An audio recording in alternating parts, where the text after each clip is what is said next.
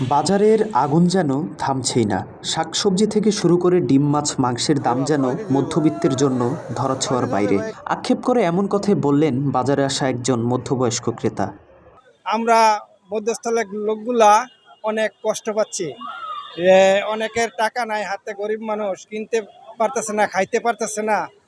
আওয়ামী লীগ সরকারের পতনের পর ছাত্র জনতার গণ অভ্যুত্থানের প্রেক্ষিতে গঠিত অন্তর্বর্তীকালীন সরকার নানা খাতে সংস্কার আনতে সচেষ্ট হয়েছে।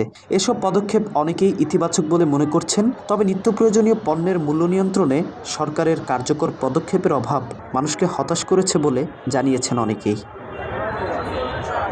টিসিবির তথ্যমতে নতুন সরকার দায়িত্ব নেয়ার পর প্রায় 2 মাসে 6টি নিত্য প্রয়োজনীয় পণ্যের দাম বেড়েছে আর কমেছে মাত্র 2টির।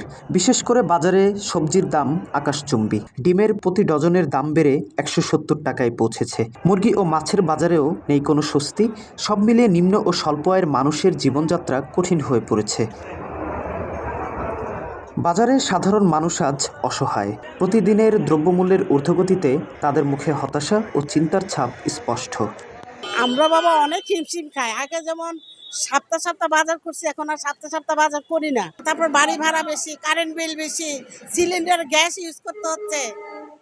আমরা চতুর্পাশ দিয়ে আমরা চাপা, আমরা পছন্দ করতে পারি না। আগে যখন যেভাবে আমরা করছি, বাজার করছি, দেখি যে একটু বাজারটা নিম্ন ছিল, দামটা একটু কম ছিল, এখন একটু অনেকটাই বেড়ে গেছে। আর এইভাবে যদি বাজার চলে, আমাদের আসলে নিম্ন আয় এবং মধ্য আয় যারা আছে তাদের অবস্থা খুবই খারাপ। কারণ যে টাকা আমরা স্যালারি পাই, এই স্যালারিতে মোটামুটি ফ্যামিলি ট্যাকেল দেওয়ার মতন না। জিনিসপত্রের দাম তো আসলে বেশি। আর এখানে যে ব্যাপারটা ঘটেছে, ধরেন দীর্ঘদিনের একটা যে সংকট তৈরি করে রেখে গিয়েছিল বিগত সরকার, এই সংকটটা আসলে 2 দিনে কাটানো সম্ভব না। এদিকে পাইকার ও বিক্রেতারাও অসন্তুষ্ট।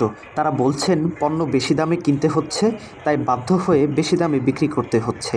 বাজারে দাম না কমার পেছনে তারা বন্যার প্রভাব, আমদানি ঘাটতি এবং সিন্ডিকেটের কারসাজিকে দায়ী করছেন।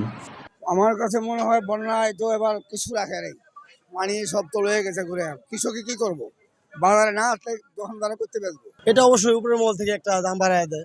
আমরা তো আর আমাদের দাম বাড়াতে পারবো না। উপরে থেকে বাড়াইছে বলে আমাদের বাড়াইতে দিতেছে, যেহেতু বিট ভাড়া আছে, আমাদের খরচ আছে, তো এই জন্য হয়তো দাম বাড়ছে। আর উপরের মহল থেকে যদি চাপ না দেয় তাহলে দাম কমবো না।